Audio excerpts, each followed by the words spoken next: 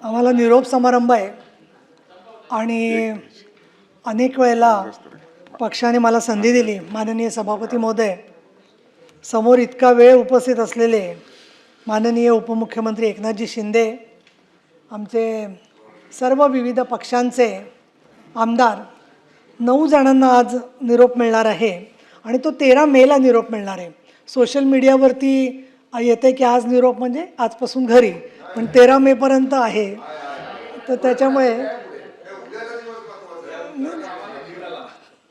काय झालंय, मला फोन यायला लागले की मेसेज की आम्ही तुमच्या बरोबर आहोत वगैरे, तर मला कळेना काय झालं ते. तर त्याच्यामुळे 13 मेपर्यंत आहे. हे सोशल मीडियाला जरा कळायला पाहिजे, कारण ते प्रचंड वाट बघता येतो निरोपाची कायमच्या. नाही, तसं काही म्हणणार नाही मी. सन्माननीय उद्धवजी ठाकरे शिवसेनेचे नेते, तसंच अमोल मिटकरी राष्ट्रवादी काँग्रेस पक्षाचे, शशिकांत शिंदे राष्ट्रवादी काँग्रेस पक्ष, राजेश राठोड काँग्रेस, संदीप जोशी भारतीय जनता पक्ष, दादाराव केचे भारतीय जनता पक्ष, संजय केणेकर आणि रणजितसिंह मोहिते पाटील भारतीय जनता पक्ष, या सगळ्या सदस्यांची मुदत संपते. आणि सन्माननीय सभापती महोदय, आपल्या सहकार्याबद्दल मी आभार मानते, सगळ्या सभागृहाचे आभार मानते. परंतु 2020ला ज्याला चौथ्यांदा मला संधी मिळाली, त्यावेळेला मला अजिबात कल्पना नव्हती की पुढची 6 वर्ष एवढी अवघड असणार आहेत. कारण कोविड जस्ट सुरू झालेला होता, निवडणुका होतील की नाही अशी शंका होती, आणि नंतरच्या काळामध्ये अधिवेशनच होणार नाहीत, काम करण्याच्या एवढ्या अडचणी येतील याची जाणीव नव्हती. आणि विशेष म्हणजे 2022ला जी विधान परिषदेची आणि राज्यसभेची निवडणूक झाली, त्याच्यानंतर एवढं मोठं शिवसेनेत स्थित्यंतर होईल याचंसुद्धा सुतरामसुद्धा मला कल्पना नव्हती. 24 वर्ष आतापर्यंत काम केलं. आमदार म्हणून काम करत असताना माननीय मी शिंदेसाहेबांचे आभारी आहे, फडणवीस साहेबांचे आभारी आहे. अनेक सदस्यांनी माझा उल्लेख केला. खरं सांगायचं तर इतक्या दिवसांचा विक्रम मी केला आहे मला शिंदेसाहेबांमुळे कळलं. कारण वर्ष कशी गेली आणि कसे दिवस गेले याच्यामध्ये एक एक टर्म, म्हणजे त्याच्यात संजय शिरसाटी होते, शंभूराजे देसाई होते. 2002ला पहिल्यांदा मी ज्यावेळेला आमदार झाले त्यावेळेला हिंदू हृदय सम्राट शिवसेना प्रमुख बाळासाहेब ठाकरे होते, उद्धव ठाकरे होते, नारायण राणेसुद्धा पक्षात होते. त्यामुळे सगळ्यांचं त्याच्यात त्यांची चर्चा झाली आणि मला ज्यावेळेला मिळालं आमदारकी, आता सगळंच खोटं बोलणं पण बरोबर नाही आहे, पण प्रचंड विरोध होता, खूप विरोध होता. म्हणजे तो नंतर मला हळूहळू कळला. आणि त्या विरोधाच्या मध्ये 2005मध्ये नारायण राणे साहेबांनी पक्ष सोडला. त्याच्यानंतर पोटनिवडणुका, मी अगदी एक एक वाक्यामध्ये एक एक फेज घेते. म्हणजे मोठ्या साहेबांच्या भाषेमध्ये त्यांनी काय शब्द वापरला रंगशारदामध्ये, तो सुद्धा माहिती आहे आम्हाला, लक्षात आहे. रंगशारदामध्ये मोठ्या साहेबांनी काय शब्द वापरला तोही आम्हाला लक्षात आहे. पण आता सगळ्याच तपशिलात मी जात नाही आहे. आणि त्याच्यानंतर एक एक पोटनिवडणुका, सभापती महोदय, त्या पोटनिवडणुकांच्या मध्ये रामटेक, दर्यापूर, श्रीवर्धन, कणकवली, वडाळा सातत्याने पोटनिवडणुका. आणि याच्यामध्ये माननीय शिंदेसाहेब, अनिल परब, मिलिंद नार्वेकर, अनेक जण 30-40 दिवस बॅगा घेऊन उन्हामध्ये सगळ्या त्या पोटनिवडणुका जिंकण्यासाठी. आणि त्याच्यामुळे काय माहिती आहे का, तुम्ही किती प्रयत्न केलात ना तरीसुद्धा शिवसैनिकाचं जे मन आहे, ते मन जे होतं ते बाळासाहेब आणि शिवसेनेबरोबरच होतं, आजही आहे. आणि आजही आम्ही वर जाईपर्यंत आमच्या मन शिवसेनेचंच राहणार. त्याच्यानंतर राज ठाकरे सोडून गेले, त्यानंतर आता परत एकत्र आले. कसं तुम्ही सहन करता, मला तुमच्या सहनशक्तीचं कौतुक वाटतं. 19 वर्ष वाया गेली या सगळ्यामधल्या काळात. त्याच्यानंतर 2008मध्ये परत मला आमदारकीची टर्म मिळाली. यामधल्या काळामध्ये महिला आणि सामाजिक न्यायाचे प्रश्न सोडवण्याबरोबर आम्ही त्यावेळेला विरोधी पक्षात होतो. आणि माननीय शिंदेसाहेब, माननीय सुभाष देसाई हे सगळे विधानसभेमध्ये होते. आणि विधानसभेमध्ये रोज ठाण्याहून आंदोलनाचा एक कार्यक्रम यायचा. आणि त्याप्रमाणे बाहेर पायऱ्यांवरती आणि चौकाच्या बाहेर आंदोलनं व्हायची. आणि सभागृहामध्ये काम कसं करायचं याची खूप ओढाताण करायला लागायची. कारण अतिशय आम्ही कमी संख्येने होतो. खडसे साहेब होते विरोधी पक्षनेते, नंतर रामदास कदम त्यांच्या आधी होते, आणि या सगळ्या विरोधी पक्षाची सवय आम्हाला चांगली झाली होती. रामभाऊ आपणही होता 2014पर्यंत, आणि शिवसेना भाजप यांचा चांगल्यापैकी समन्वय होता त्या काळात सुद्धा. असायचे राजदंड पळवण्याच्या वेळेला सुद्धा ते होते, हे आम्हाला माहिती आहे. राजदंड पळवतानाही ते होते, हे सगळ्यांना आम्हाला माहिती आहे. म्हणजे शिवसेना भाजपमध्ये आज आता केचे साहेबांना मी पाहते तर पांडुरंग फुंडकर साहेबांची मला आठवण होते की त्यामध्ये विरोधी पक्षनेता हा शिवसेना भाजप मिळून दोघांना बोलायची संधी देत होता. आणि मतभेद होते, शतशः भाजप स्वतंत्र असायचं होतं, पण साताऱ्यासारखं वातावरण नव्हतं त्यावेळेला. आणि म्हणून 2014च्या नंतर जेव्हा सत्तांतर झालं, परत मला संधी मिळाली. खूप लोक वाट बघत होते, मी नावं घेत नाही, की आता तरी जाईल मी घरी, कायमची पक्षातून कधी सोडून जाईन. आणि काय माहिती आहे का, प्रत्येक पक्षाची वेगवेगळी कार्यप्रणाली असते.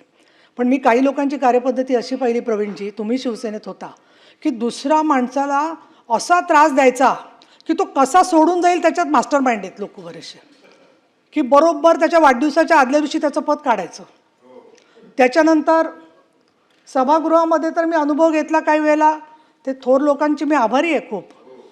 पण मला एकदा सांगितलं की तुम्ही नीट तयारी करा, महिला धोरणावर बोलता येईल.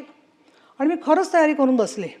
आणि जरा सभापती आले आणि सांगितलं त्यांनी की आजचं कामकाज संपवायचं आमचं गटनेत्यांच्या मीटिंगमध्ये ठरलं आहे.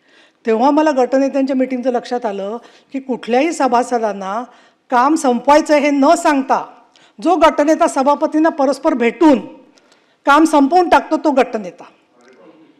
त्याच्यानंतर मग परबसाहेब मी हळूहळू का हुशार झाले, त्याला एक पक्षश्रेष्ठींचं महत्त्व होतं. तुमचं जे शिंदेसाहेब, नंतर सरनाईक, ही जी सगळी ठाण्याची टीम होती, ते जे करायचे ते आम्ही परिषदेत येऊन सगळे कार्यक्रम करायचो. हे सगळं करत असताना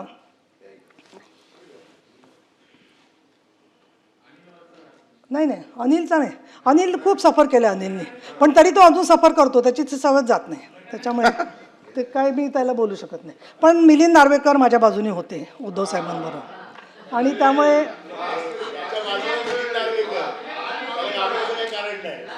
नाही मुळात एक असं आहे, मोठ्या साहेबांचं आणि उद्धव साहेबांचंही लक्ष होतं.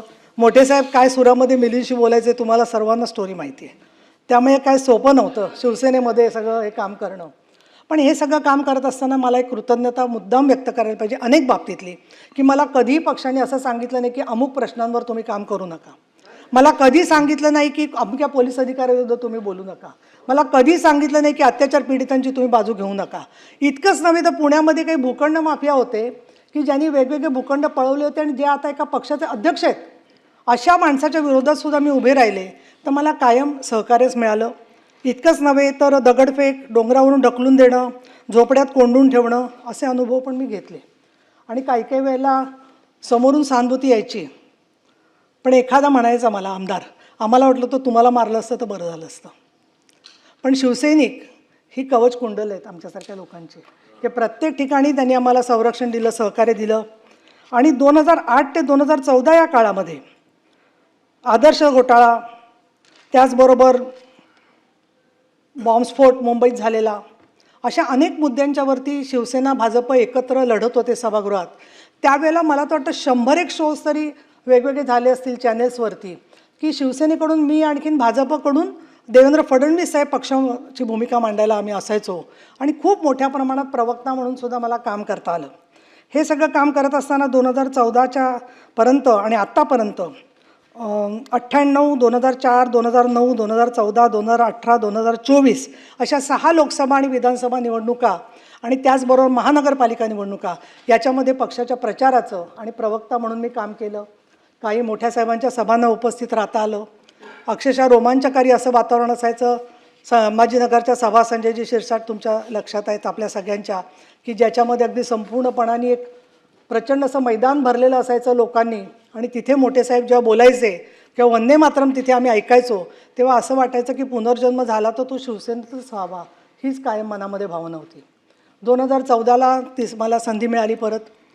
त्यावेळेला विधानसभेमध्ये निवडणुकीच्या शेवटच्या क्षणापर्यंत शिवसेना भाजपची युती होती, परंतु शेवटच्या क्षणी खडसे साहेबांनी जाहीर केलं की युतीचा पोपट मेला आणि आम्ही स्वतंत्र निवडणुका लढलो. स्वतंत्र निवडणुका लढल्यानंतर पुढचे 6 महिने हे काय करायचं याच्यावरती खल चाललेला होता. आणि मग माननीय शिंदे साहेबांना विरोधी पक्षनेता करून काही दिवस चालवलं गेलं आणि नंतर आम्ही सत्तेमध्ये सहभागी झालो. मग सत्तेमध्ये सहभागी झाल्यानंतर आम्हाला बोलायची पंचायत झाली, कारण आम्ही सत्तेत सहभागी होतो. मग आम्हाला काय झालं की काँग्रेस आणि राष्ट्रवादी काँग्रेस जे 289 द्यायचे त्याचं आम्ही पॉईंट ऑफ इन्फॉर्मेशन करायचो आणि आम्हाला सभापती पॉईंट ऑफ इन्फॉर्मेशन आधी मांडायला द्यायचे आणि त्याच्यानंतर 289 द्यायचे. हे सगळं आम्ही करत असताना अर्थातच पक्षाचं आम्हाला सांगणं होतं की हे सगळं तुम्ही काम करायचं आहे. विरोधी पक्षनेते म्हणून सुद्धा महाराष्ट्रामध्ये कोणावर जबाबदारी असेल तर ती शिंदेसाहेबांवर होती.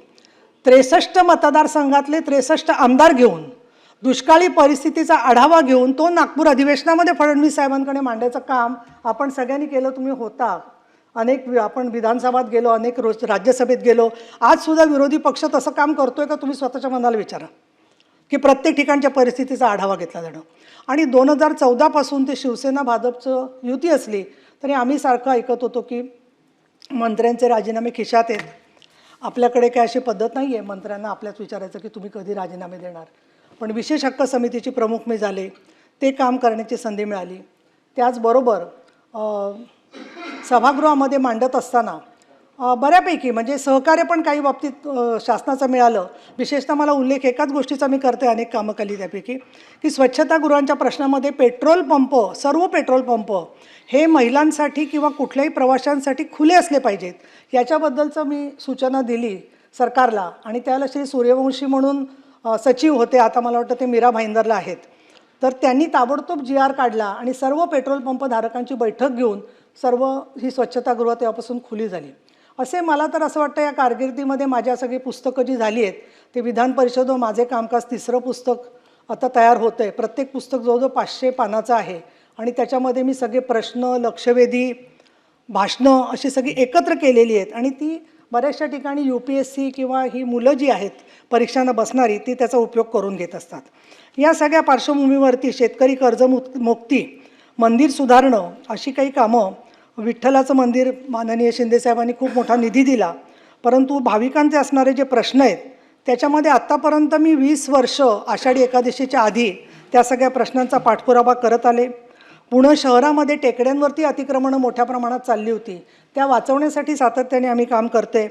4थ्या महिला धोरणासाठी काम केलं आणि हे सगळं आमदार म्हणून काम केलं. आज उपसभापती म्हणून आता मी 5-6 वर्ष काम करते आहे, पण मला त्याच्यात एक फार मोठं समाधान आहे की तुम्ही सगळ्यांनी मला अतिशय चांगलं सहकार्य दिलं. मग ज्यावेळेला माझ्याकडे चार्ज होता त्यावेळेलाही मला सहकार्य मिळालं.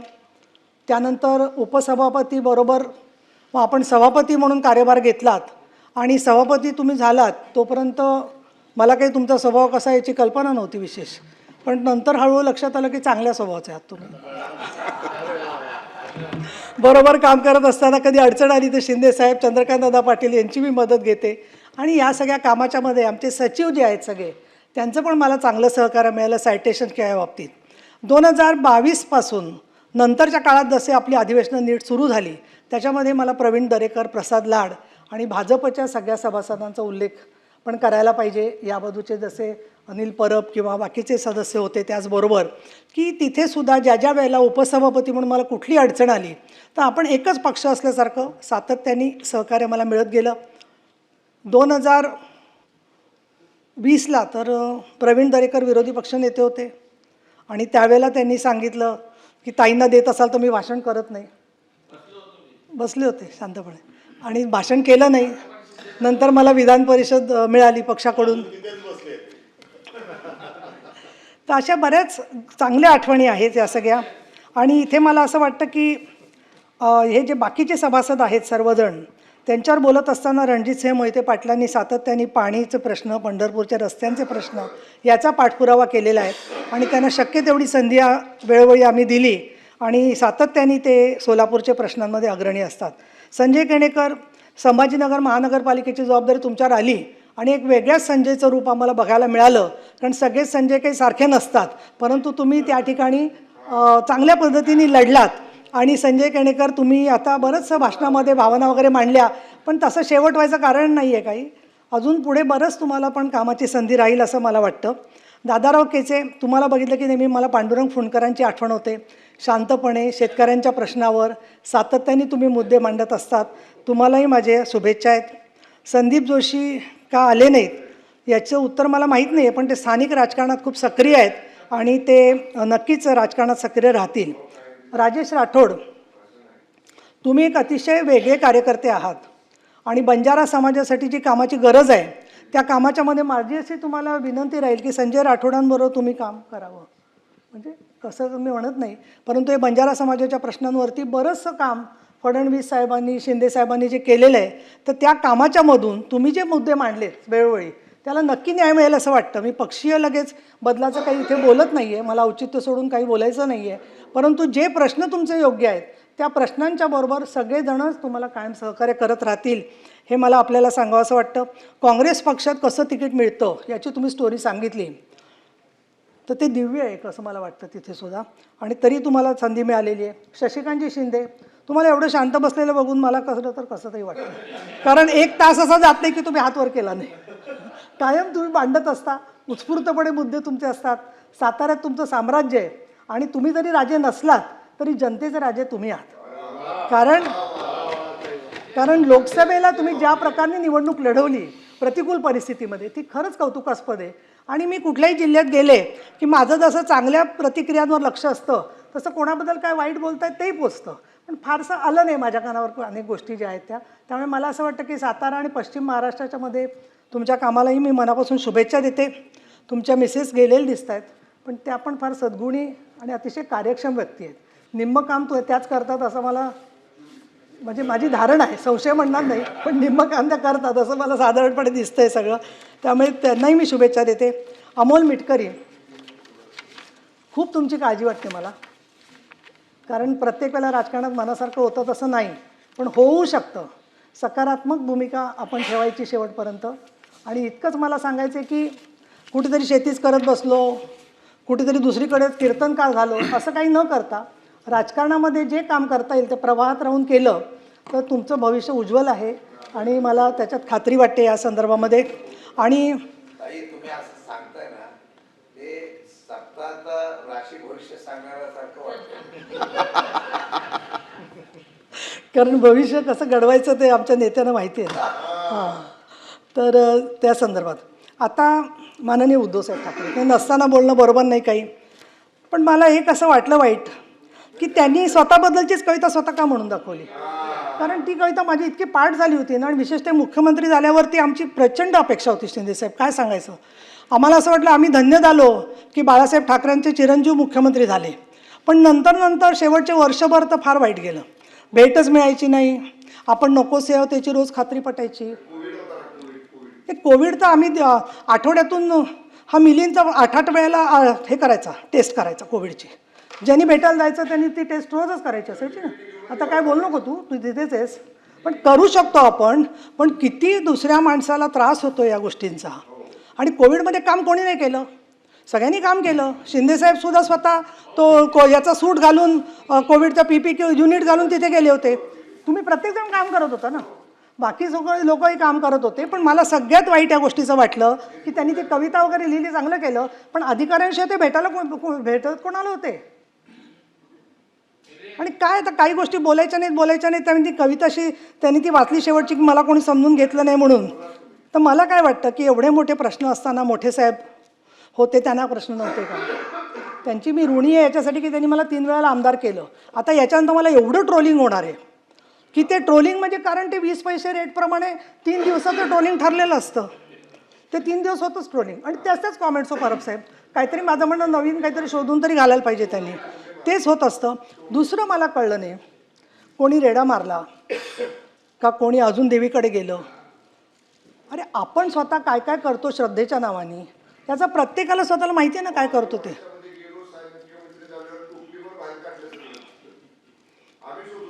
नाही, मुद्दा काय होतो या सगळ्यामध्ये की आपल्याला खरातला पकडायचं आहे, बरोबर आहे, पण त्याच्यासाठी काही पे निघा आहे काही पे निशाणा बरोबर नाही आहे प्रत्येक वेळेला बोलणं. बरं, प्रत्येक वेळेला ते असंच बोलतात, टोमणे मारतात, त्याच्यानंतर काहीतरी त्याच्यातून काढतात आणि त्यांची आता कविता नाही, आता प्रश्न काय झाला माहिती आहे? नाही, त्यांनी परत यावं. मला काय वाटतं, ते परत आलं तर मला असं देवाकडे मी रोज प्रार्थना करते की रोज ऐकून थोडे तरी जास्त माणसांना भेटायला लागतील ते. नाही ते देव माझी प्रार्थना ऐकतच नाही. तर माझ्या मनावर काय अवलंबून आहे? ते कोणाचं ऐकतात ते तुम्हाला माहिती आहे, त्या व्यक्तीला सांगा तुम्ही, दुसरं कोणाला सांगा.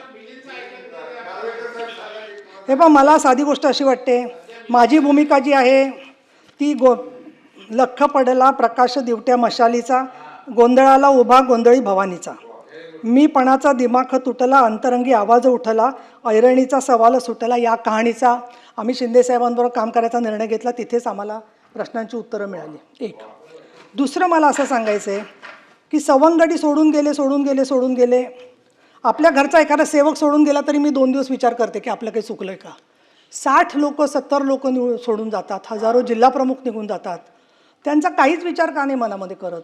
आणि परत ते म्हणतात मला समजून घेतलं नाही. अहो, तुम्ही त्यांना समजून घेतलं नाही म्हणून ते सगळे निघून गेले. हा एक त्याच्यामधला भाग मला वाटतोय. आणि दुसरं असं आहे की हे पहा, मला पूर्वी मी सांगायला नाव पण हरकत नाही, मला रामदास कदम साहेब पण एकदा बोललेले की हे पहा, यांचं असं असतं की विजय असला की त्यांचा असतो आणि पराभव असला तर आमचा असतो. ते मला मी कधी विजयाच्या मिरवणुकीला जात नाही. आता इतके झटले लोक महानगरपालिकेसाठी, पण त्याच्या कमिट्या करताना यांना एक शब्दांनी सुद्धा विचारलं नाही. ती पद्धतच आहे. शेवटी कसं आहे की किती प्रमाणामध्ये सहन करायचं याची प्रत्येकाची मर्यादा ठरलेली आहे. मला तर असं वाटतं की अनेक वेळेला अनेक लोक शेवटी आजारी पडतात, त्यांना काही होतात गोष्टी, आणि तरी ते सहन करत राहतात. दुसरा महत्त्वाचा भाग असा आहे की आपल्याला कंटाळा येतो ना राजकारणाचा, तर मग त्याच्यामध्ये सत्तेच्या संदर्भात एवढं तरी आपल्याच घरच्या लोकांनी बघावी सत्ता, असं कशाला आग्रह धरायचा. एका शिवसैनिकावरती जबाबदारी टाकावी त्यांनी, असं माझं त्या ठिकाणी सांगणं आहे इथे. आणि मी असं म्हणेन या संदर्भामध्ये की सगळं मला काळजी या गोष्टीची वाटते की मध्यंतरी इंडस्ट्रीजचे काही लोक सांगत होते की त्यांना असं वाटते की शिवसेना एवढ्या का झाल्यात, राष्ट्रवादी एवढ्या का झाल्यात, आणि म्हणून कुठली तरी शिवसेना संपवून टाकायची, कुठली तरी राष्ट्रवादी संपवून टाकायची, असा विचार काही लोकांच्यामध्ये सातत्याने चाललेला आहे. आणि अशा वेळेला शिकस्त करतोय आम्ही प्रत्येक बाबतीमध्ये सहकार्य करण्याची. आणि म्हणून मी तर असं म्हणेन, आयुष्याला द्यावे उत्तरं, अशा पद्धतीने जगावं. आज जे काही अतिशय सुंदर शब्द वापरले, मी ऋणी आहे फडणवीस साहेबांची, शिंदे साहेबांची. आणि अजून जी काही संधी मिळेल तर त्या संदर्भामध्ये शेवटी पक्ष शेवटी जी जबाबदारी टाकतील ती स्वीकारायची असते. त्यामुळे असे जगावे दुनियेमध्ये आव्हानाचे लावून अत्तर, नजर रोखुनी नजरेमध्ये आयुष्याला द्यावे उत्तर. नको गुलामी नक्षत्रांची, भीती आंधळ्या ताऱ्यांची, आयुष्याला भिडतानाही चैन करावी स्वप्नांची. हेच पुढच्या 2 वेळी शिंदेसाहेबांना उद्देशून आहेत. असे दांडगी इच्छा ज्याची मार्ग तयाला मिळती 70, नजर रोखुनी नजरेमध्ये आयुष्याला द्यावे उत्तर. सामोरं जाणं हे पाय असावे जमिनी. मला काय वाटतं माहिती आहे का, मी शत्रूंमध्ये प्रतवारी करायची प्रयत्न केला ना, तुला नंबर 1 देईन मी. हां, आणि 20ला मी झाले ना साहेब, तर तेव्हाही आम्हाला ॲक्सिडेंटली कोविडमुळे या झाल्या नाही, त्यांना मिळाली नसते. आता काय म्हणजे बोलायला लावतोस तू असं करून. पाय असावे जमिनीवरती कवेता अंबर घेताना, हसू असावे ओठावरती काळीज काढून देताना, संकटासही ठणकावून सांगावे आता हे 72, नजर रोखोनी नजरेमध्ये आयुष्याला द्यावे उत्तर. करून जावे असेही काही दुनियेतून या जाताना, गहिवर यावा जगासा साऱ्यात निरोप शेवटचा देताना, स्वर कठोर त्या काळाचाही क्षणभर व्हावा कातर कातर, नजर रोखोनी नजरेमध्ये आयुष्याला द्यावे उत्तर. ही गुरु ठाकूर यांची कविता आहे. आज रामभाऊ सभापतींना फार मोठं सहनशक्ती ठेवायला लागते, त्यामुळे आज तुम्हाला ती मजा आली असेल सगळ्या एवढी भाषणं ऐकायची वगैरे. पण तुमचं आम्हाला कायम सहकार्य असतं आणि त्याच्यामुळे खूप चांगलं काम करता आलं. मी आपली सगळ्यांची आणि सभागृहाची ऋणी आहे. धन्यवाद. जय महाराष्ट्र. देश विदेशातील प्रत्येक घडामोडींचे लाईव्ह अपडेट मिळवण्यासाठी आता साम टीव्हीच्या सर्व सोशल मीडिया प्लॅटफॉर्मला लाईक, फॉलो आणि सबस्क्राईब करा. तसंच सर्व नोटिफिकेशनसाठी बेल आयकॉन प्रेस करायला विसरू नका.